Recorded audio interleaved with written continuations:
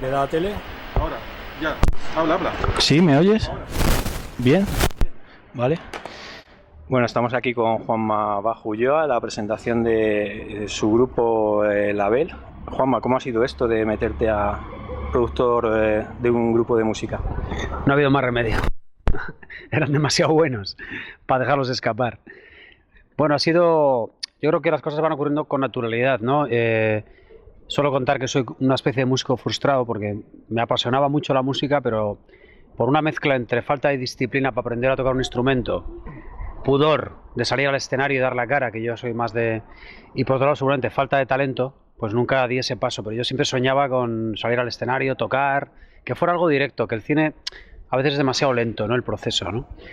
No lo conseguí, ese sueño ha quedado ahí y lo he arrastrado un poco siempre he sido muy admirador de las bandas, las seguía, me gustaba mirar incluso los instrumentos que tocaban, mirar los detalles en los álbumes, comprarme el álbum y mirar el arte del álbum, todo eso me parecía maravilloso, ¿no? La gente que lo hacía y tal. Y bueno, y cuando me he hecho mayor y el mundo del cine, digamos, ya me ha dado una parte de mi vida, he seguido siendo amante de la música y al descubrir esta banda incipiente, que para mí eran superdotados, como he dicho antes ahí, porque son sorprendentemente buenos para lo que yo conozco del panorama del rock español, que suele ser más bien posturas y algo que yo considero pues flojo y más bien en un tono siempre muy comercial y muy poco auténtico, que tiene que ver con el rock and roll que yo amo, ¿no? Con las bandas que a mí me han hecho amar el rock and roll y la música. Bueno, vi que yo podía aportar algo en el sentido de que yo lo veía desde fuera, que a veces desde dentro uno no ve pues determinadas cosas. Me he asesorado con gente que sí sabe del rock, que sí sabe de la música, y he dado ese paso de meterme a productor, pero vamos, no me considero productor, me considero, no sé, un padrino de una banda en la que creo, que yo iría a ver a un concierto, que de las que me gustaría ver un vídeo, un disco que me gustaría tener, y lo que he hecho ha sido pues, acompañarles, ayudarles cuando he podido y a veces darles consejos que a veces han tomado, a veces no. Y ese es el resultado, pero vamos, no creo que yo sea un productor ni lo vaya a ser nunca más. Y en tu faceta como guionista y director, ¿la dejas de lado, está aparcada o está dentro de la vorágine actual de destrucción del cine español? Sí, bueno, es que yo, bueno, por un lado, el cine español nunca lo considero una industria, me parece un fraude, una merienda de negros, una pseudoindustria basada no en el mérito, sino pues en unos amiguismos, en un mamoneo, creo que eso es lo que ha tocado fondo, por mucho que intenten maquillarlo cada año con datos artificiales de coproducciones con películas norteamericanas y demás, con el taquillazo del año. Y lo que eso ha sido también estar dentro, pero también con un pie fuera. Yo he tenido que autoproducirme porque mis películas no las hubiera producido nadie, ¿no? Alas de mariposa no lo hubiera producido nadie, ni Airbag tampoco, ni La madre muerta. Entonces, desgraciadamente, pues he tenido que estar ahí un poco empujando. No tengo una necesidad de rodar cada año ni nada de eso, lo que tengo es una necesidad de contar cosas y las cuento a veces con una película, a veces las cuento con un documental y ahora las estoy contando con un grupo. O sea, el grupo para mí no es muy diferente la pasión que siento por una película que estoy haciendo que la pasión que siento al hacer, apoyar este grupo o ayudarles o hacer el arte de la portada y de todo el arte interior, colaborar en letras o en melodías o hacerles el videoclip. Yo cuando he hecho este videoclip en Málaga sin medios, con un montón de gente que ha colaborado, he aportado todo lo que he podido como si estuviera haciendo una película para mí. Entonces no lo considero diferente. Para mí, yo me vuelco en mi trabajo porque tengo pasión por él y no hago distinciones entre un trabajo, digamos a decir, pequeño, de poca duración o uno de larga duración. Bien, y en cuanto al cine español, hace poco nosotros entrevistamos a George Radnor, el director norteamericano, En Estados Unidos, por ejemplo, el cine indie independiente tiene muchísimo apoyo, enseguida es más fácil conseguir productores, conseguir medios. ¿Qué es lo que ocurre aquí para que no haya posibilidad de conseguir esos medios? Y luego, ¿cómo se explica el que se estén cerrando salas, incluso algunas muy cercanas aquí, como el Roxy, y cines constantemente, cines centenarios? ¿Cómo se explica eso? ¿Qué soluciones, desde el punto de vista de un director, crees que se podrían aportar? Yo creo que es el resultado de una labor y de un trabajo muy mal hecho. Es decir, se ha explicado al público que el cine español muchas veces no es un cine bueno, que muchas veces el público ha descubierto y se ha dado cuenta que las producciones, algunos de los productores y las productoras tienen un beneficio antes de rodar, por lo tanto no les importa el resultado. Esto que está ocurriendo ahora, las televisiones pues muchas veces producen las películas, por lo tanto el protagonista a veces no es el adecuado, es el chaval de su serie, el realizador a veces no es un director de cine, es el realizador de la serie, etcétera, etcétera. Entonces no es realmente una industria basada en el mérito, basada en una maquinaria que funciona, es una máquina que no funciona y que funciona primero por esta especie de corrupta infraestructura que se ha montado, o fraudulenta, y puntualmente por el talento de determinadas personas que consiguen brillar. Algunos cineastas, algunos actores, muchas veces cuando brillan se van, como pasa con los científicos, por ejemplo, ¿no? Con muchos artistas. Entonces, creo que eso sencillamente lo que ha ocurrido ahora es que ha tocado fondo. Es decir, uno obtiene el resultado de sus acciones y de su voluntad y de su deseo, y las acciones y la voluntad del cine español no ha sido buena, y ahora estamos encontrándonos con esta realidad. Yo creo que lo que va a haber es una gran limpieza, triste limpieza porque es dramática, porque hay gente que es válida y que está tristemente en paro, pero creo que el resultado de todo esto, lo que ha de surgir de esto, ha de ser mejor. Creo que ha de limpiarse lo que no funcionaba, porque el sistema no funcionaba, ya digo, salvo excepciones puntuales de gente que ha conseguido cosas, y deben hacer algo nuevo. Si eso que nace nuevo es independiente y es tal, estupendo. Si es una industria consolidada donde los productores tienen talento de productor, no como los que hay ahora, que son básicamente oportunistas, genial, yo estaré ahí para trabajar con ellos. Y respecto a por qué no hay cine indie aquí, pues básicamente porque no interesa a los que tienen el chiringuito montado, que para eso tienen un chiringuito montado, ¿no?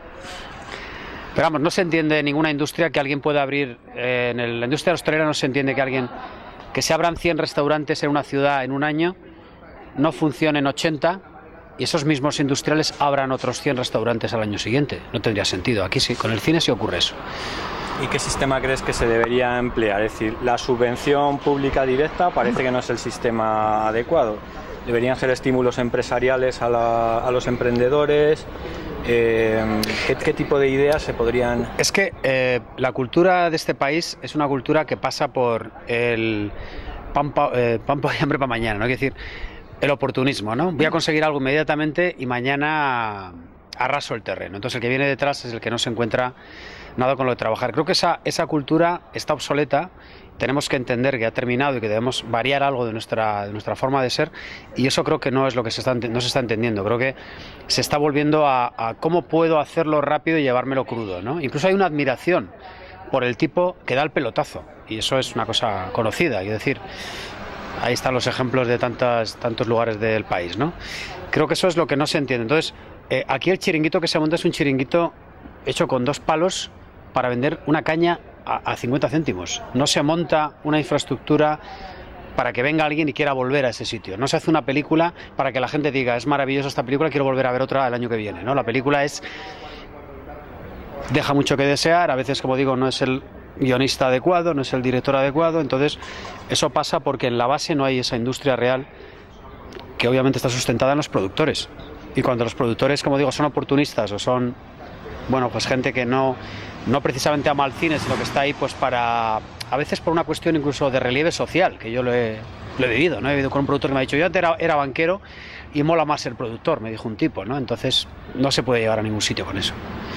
Entonces yo creo que eso es lo que tiene que desaparecer y tiene que cambiar la mentalidad. Tiene que haber una autocrítica, reconocer que si no funciona no es porque los espectadores son malvados, porque los periodistas sois malvados, sino que es sencillamente porque no se hacen bien las cosas, y empezar a variar eso y darse cuenta que el talento que hay en el país es suficiente para hacer más de 2 películas buenas al año, de 100, como ocurre ahora, que es probable que se puedan hacer 20, de 100. Es decir, que la estadística tiene que equilibrarse un poco más, ¿no? También las hacen malas en América, pero no nos importa lo que hagan en América. Ellos las hacen malas y nos las venden, quiero decir, algo hacen bien. Aquí no las hacemos malas y no las sabemos vender tampoco, no las sabemos ni hacer bien, ni vender bien, entonces algo debe cambiar, pero no se quiere escuchar la crítica porque no interesa. Quiero decir, mientras uno se siga mirando el ombligo y repitiendo el sistema, bueno, pues se va avanzando en el día a día, ¿no? Que es lo que yo creo que nos ha llevado a esta ruina que tenemos ahora mismo. El micro al director de música de Global Press, que ya por lo que le he oído creo que ha salido encantado de la presentación de tu grupo, y bueno, tendrás preguntas también sobre el tema de música. Por supuesto. Bueno, enhorabuena por este descubrimiento que nos ofreces. Muchas gracias. Has hablado del cine como una pseudoindustria y ahora te metes en el mundo musical, que bueno, más que una pseudoindustria, la gente que lo vivimos de fuera lo vemos como algo peor, porque aquí en este país no se premia el talento, como tú has dicho antes. Podemos pasar hoy, mañana y durante cualquier día de la semana por muchas de las salas que hay en Madrid, muchos de los locales, y vemos grupos muy buenos que no triunfan. Y en cambio vemos que cualquier persona que un medio de comunicación decide que tiene que estar ahí y nos lo meten por los ojos, al día siguiente vienen 10.000 entradas para un palacio de deportes. Entonces te vas a meter en un mundo donde yo creo que vas a tener que estar muy preparado. No, a mí lo que me da pena es que quizás un grupo con el talento con el que parece que apunta a Label, pues al final quede fagocitado en esta vorágine de incultura, por decirlo de alguna forma, o que no premia el talento. Entonces, ¿estamos preparados para llevar a Label a donde corresponde, donde parece corresponder? Es que yo te lo hablaba con tu compañero, ¿no? Se trata de una cuestión también de educación, ¿no? O sea que España es un país sin prestigio. Y eso se ha ganado a pulso. El no prestigio se gana a pulso también. No solo se gana el prestigio a pulso. Resulta que industrias como la gastronómica, que es seguramente la mejor del mundo, y yo soy vasco y sé de lo que hablo, y decir, ahí es una religión cocinar.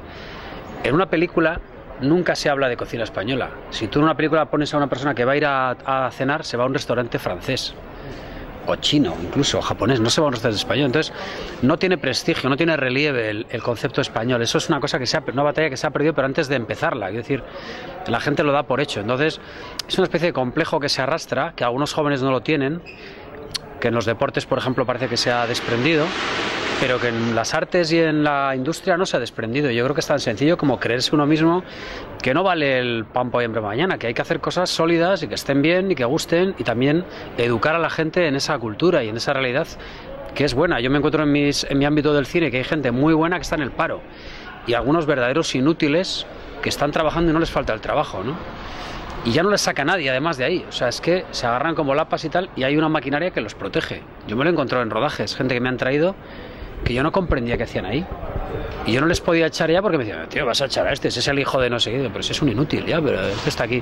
Entonces, eso lo he visto en la música exactamente igual. Me he encontrado con un panorama árido, lo he dicho un poco en la presentación, y penoso. O sea, un panorama en el que dices, ostras, es casi mejor ser malo que bueno.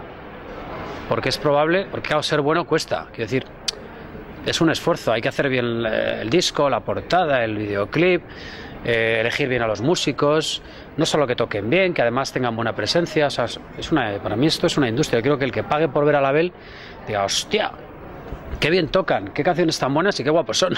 Todo. Es lo que yo quiero ver como espectador, yo no hago más que eso, ¿no? Y eso la gente no está dispuesto a hacer el esfuerzo, quiere un resultado rápido, y por eso se fomenta lo que tú estás contando. Y eso es una cosa intrínseca de un país que yo creo que ha llevado a un país como Italia a la ruina, y a España pues está en una deriva ahí muy similar, ¿no? No creo que sea absolutamente general, pero está muy, muy extendido.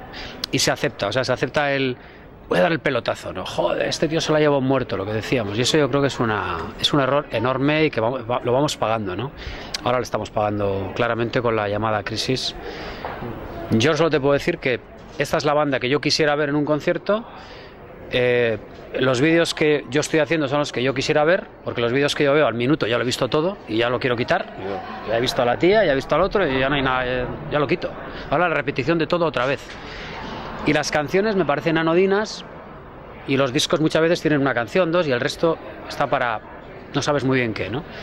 Lo que he hecho ha sido simplemente mostrar mi confianza en una gente que yo creo que son, y lo he dicho antes, superdotados de la música, porque me quedo pasmado mirando al batería, al guitarra, la voz de Alicia, cómo componen, y mirándoles porque soy un tío estético y me encanta mirarles como figuran en escena. Y lo que he hecho ha sido participar de su bonanza, ¿no? Y si conseguimos difundirnos y llegar al público y que la gente disfrute de su trabajo, genial. Yo me voy a partir el pecho por ello. O sea, yo voy a poner la pasión y la fuerza que tengo. Más no puedo poner. No puedo convencer a los multinacionales porque ya sé que no va de esto. Pero al fin y al cabo, todo esto es un concepto de dinero. Entonces, ¿cómo vamos a reeducar la cultura musical de un país en el que la gente solamente está dispuesta a pagar por ver a los grandes dinosaurios, españoles, norteamericanos o de otros países, por un show que siempre es el mismo, un show que no ofrece absolutamente nada, que al día siguiente ves las crónicas en periódicos y demás? Están cultivando las televisiones. Es que esos mecanismos de cultura enormes que son las televisiones están centradas en eso, y yo creo que igual que hay una especie de revolución o de rebelión contra ciertos sistemas que no han funcionado, financieros, económicos, inmobiliarios, tal, tiene que haber una rebelión también contra eso. Eso es basura, señores. Dejar de consumir mierda. Os aseguro que hay cosas buenas. Es que yo me encuentro con gente que va en el coche y te pone un disco, y no voy a nombrar a los artistas porque pobrecitos míos, no tengo nada contra ellos, son una puta mierda, pero no tengo nada contra ellos personalmente, y le dices, ¿por qué pones esto? Y te dice, esto es lo que hay, ¿no? Y le dices, no, mira, hay esto otro.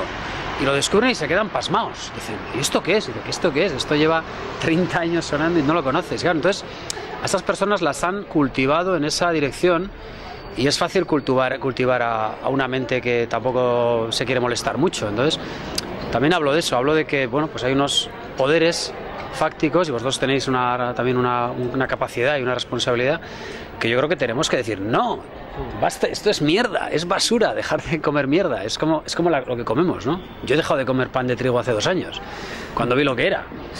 El azúcar refinado, cuando me dijeron cómo se hacía, pues yo ahora como otras cosas. ¿Hay que buscarlo? Pues sí, hay que buscarlo. Pero prefiero no intoxicarme. Hay gente que dice, yo no quiero saber lo que como. Pues eres idiota. No sé.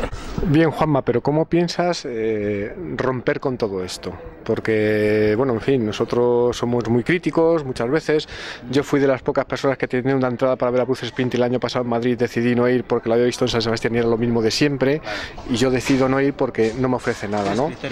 Bien, pero ¿cómo vamos a romper? Porque esto, al fin y al cabo, como te decía yo antes, es una cuestión de dinero. Tú no puedes estar apostando, tú o quien haya detrás por Label, constantemente, porque al final el saco se agota.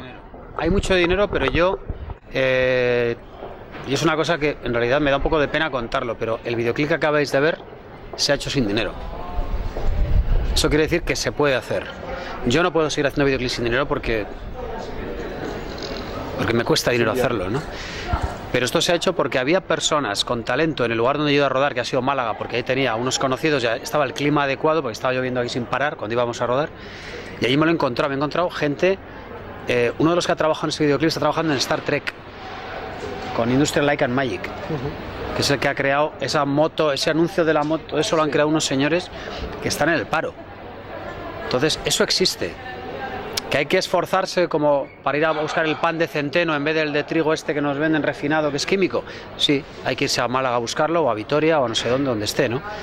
Yo sí que creo que está ahí. Lo que pasa es que yo creo que la resignación es mala en todos los aspectos, ¿no? Y la gente, bueno, pues se embrutece, se queda mirando la tele, el fútbol. El otro día estaba en Málaga haciendo el videoclip, comiendo, veo que está la presentadora del telediario y detrás tiene un croma, y digo, ¿es un croma? No, es un campo de fútbol. Estaba dando las noticias delante del campo de fútbol, me pareció grotesco, grotesco. Y me decían, tío, ¿en qué mundo vives? Esto es España, el fútbol. Y digo, pero está la del telediario, dando el telediario en un campo de fútbol. Estamos locos. ¿A dónde hemos llegado, no? O sea, la noticia del día es que va a jugar el Atlético contra el Real Madrid. Además, no tengo nada contra el fútbol, pero nos hemos vuelto locos. Entonces yo creo que eso es lo que está mal, y lo que no se va a cambiar, evidentemente, ni tampoco de día a mañana, pero que cada uno vaya diciendo lo que piensa no está mal, ¿sabes? Yo me preguntáis y os voy a decir lo que pienso. Y no sales poco escaldado del cine, sino que te metes ahora en la música. Escaldado. Yo no soy tampoco, no me quedo de un guindo. Yo ya sabía que pago un peaje. No vas a rodar. Digo, ¿crees que me puedes presionar con no rodar? Si yo no he venido a este mundo a rodar películas, yo he venido a este mundo a conocerme, a aprender de la vida, a ser feliz, pero yo a rodar no he venido. ¿Que ahora me dejáis rodar? Pues no ruedo, yo qué sé. Pues haré un grupo de rock, o ya rodaré cuando pueda rodar lo que quiero, que te aseguro que lo voy a hacer. No me lo vas a impedir yo. Entonces, esa cosa que dicen de que ya no hay censura y tal, eso es mentira, ¿no? O sea, la censura ha existido de una manera en una época y ahora hay otra censura. Ahora tú no puedes hacer una broma o una crítica del Corte Inglés, porque no haces esa película. Hay cosas que simplemente las cadenas que producen las películas no te la van a producir. Entonces eso se llama censura pura y dura, y eso hay que decirlo y hay que denunciarlo. No sé, tampoco hay que ir a poner una bomba, pero hay que amenazar con ponerla, ¿sabes? Entonces yo creo que hay más gente que piensa así, sobre todo que las crisis que están ocurriendo no son económicas, son crisis que afectan a una manera de pensar, a cosas que ya no funcionan, que eso no vale, que eso no nos lleva a ningún sitio, que el ultraconsumo de que ya no sé. Yo me acuerdo antes que salíamos a la calle y hablábamos de la película que habían estrenado, del disco de tal. Ahora todo es tan rápido y es tan fugaz y es tan poco sólido que nada dura nada. No puedes tener una conversación sobre la película del día anterior, porque es que ya hay otra y otra y otra, y no, nada vale nada, ¿no? ¿Qué ha pasado con las descargas de internet? Todo es gratis, ¿no? Todo te lo bajas, entonces como todo es gratis, no vale, no le das el valor que tiene al trabajo de esas personas, y estamos en un sitio donde mejor no seguir hablando, pero yo creo que, vuelvo a repetir, que es una cuestión de educación, y eso basta con empezar a decirlo. De alguna forma se nos impide decirlo con la pasividad y con la resignación, y yo creo que hay que decirlo. Hay que decir las cosas, lo que uno piensa, y que la gente se dé cuenta que lo que piensa está bien. A principios de los 90 nos llamaban la generación X, porque parecía que nos alejábamos de un movimiento cultural de los 80 muy importante, y empezaron a denominarnos, y había sudos debates y todo en la televisión, ¿no? de cómo nos iban a llamar a la gente que ahora tenemos más de 40 años, ¿no? Tú, que no tienes pelos en la lengua, ¿cómo denominas a esta generación? ¿A la nueva? Sí. Hombre, perdida, ¿no? Es una generación perdida, ¿no? Yo me di cuenta que pasaba algo muy grave cuando una compañera mía de nuestra generación me dijo que estaba reclutando gente para una productora de cine que necesitaban personal y tal, y que había llegado un momento en el que me dijo: esto es triste, pero te lo voy a decir. Me dijo: los currículums de la gente nacida en los 80 los tiramos a la basura. Me dijo, porque llegan y exigen una serie de cosas. Llegaban y decían: yo tal, y a mí me darás tal, y tú qué vas a dar. No, es que yo quiero, a mí no me vas a engañar. Entonces ya cuando venía un tío ya decían, para no perder el tiempo los tiraban a la basura. Entonces me di cuenta que estaba pasando algo, que había habido una generación de padres que había educado a los hijos en tal bonanza que las cosas no tenían valor, que le daban al botón de cargar algo en internet, y si llevaba más de 10 segundos le daban a cancel. No tenían paciencia para esperar, no había esa sensación de que las cosas requieren un esfuerzo, las cosas importantes, al menos las cosas que no son importantes, que mantener una relación cuesta un esfuerzo, tener una carrera cuesta un esfuerzo, llevarse bien con la gente es un esfuerzo, tener salud cuesta un esfuerzo, todo, y lo otro pues es efímero y no vale la pena, ¿no? Entonces creo que esa generación, lo que decía, no sé qué, alguien más listo que yo, es la primera que tiene un futuro más negro que el que tenían sus padres, que siempre se pensaba en un futuro mejor. Ahora no, ahora dice, tu futuro va a ser peor que el mío, ¿no? Ya para terminar, te quería plantear una cuestión. Tú has demostrado que, siendo fiel a ti mismo, puedes hacer un taquillazo, como fue Airbag. Airbag estuvo de número 1 muchísimo tiempo en las películas más taquilleras. Es decir, que no es incompatible el ser fiel a ti mismo con ese éxito comercial. ¿Te planteas en el futuro hacer un proyecto similar, o no te planteas siquiera a corto o medio plazo el seguir rodando? Sí. No, yo nunca he dejado de plantearme rodar. Es decir, no es algo que diga, no voy a rodar, sino sencillamente no se dan las circunstancias adecuadas para hacer un proyecto en condiciones,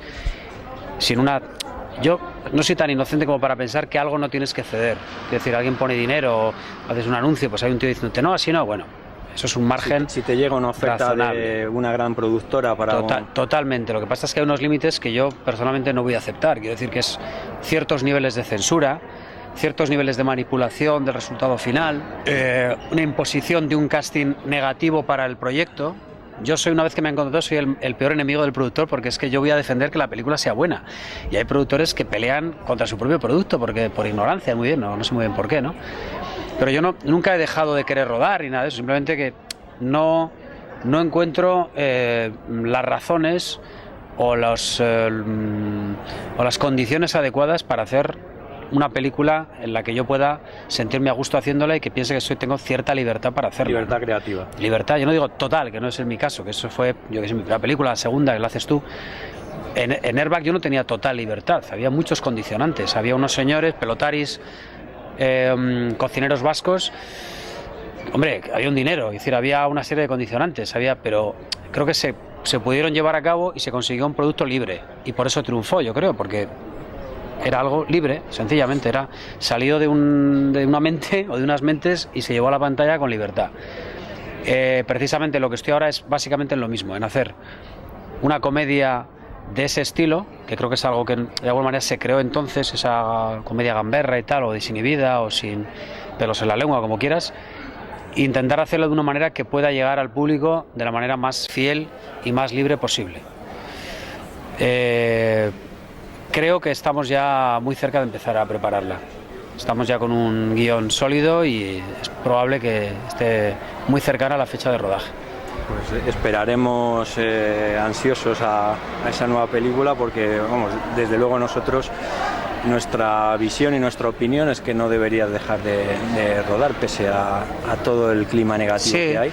No, si es que yo lo que defiendo de alguna manera no es tanto que no haya un camino industrial, al revés. Yo digo, tiene que haber una industria, pero que sea real, que sea una industria que fomente el talento, que fomente las maneras de hacer industriales, la gente talentosa que hay, y por otro lado que hay un cine independiente de autor comprometido, lo que uno quiera y tal, ese camino pues que esté libre y despejado para esas personas que demuestran su talento, no para cualquiera, porque yo creo que tampoco es eso, es el que ha demostrado su talento, ¿no? Pero aquí no hay casi una cosa ni otra ya, no hay excepciones cada año alguna, pero no hay un camino despejado. Yo deseoso hacer una película que le gusta a todo el mundo, vamos, no tengo ninguna necesidad de hacer una película para mis amigos ni para mí. Pasa que a veces haces proyectos que sabes que, bueno, que no van a ser especialmente populares, como fueron igual las películas más de autor que he hecho, pero Airbag era una intención de hacer la película que yo quería ver como espectador, era aquello que a mí me producía gracia y lo que yo lo hubiera pagado por ver, básicamente es lo que hice, ¿no? ¿Y te ves más en esa clase de proyecto o en esos más cuidados, intimistas o minosos? En los dos. Me veo, en ese sentido, mi forma de ver el cine es muy radical. O sea, yo veo el gran espectáculo, que yo lo llamo, ¿no? El show, Los Vengadores. Perfección absoluta, ¿no? La historia que te apabulla y dices, Dios mío, ¿cómo han hecho esto, no? Qué bien hecho está, y además funciona y tiene gracia y tiene ritmo y tiene todo.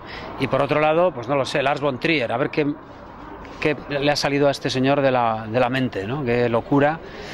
Las dos cosas son válidas y deberían ser paralelas, ¿no? Y yo creo que puedo contar mis historias más personales, más intimistas, que igual no requieren de un gran aparato, y por otro lado trabajar para una industria que haga espectáculo, que haga comedia, que haga acción, que es una cosa que me gusta y que creo que puedo hacer, que creo que tengo ese sentido del espectáculo, ¿no? que intento aplicar con la cámara.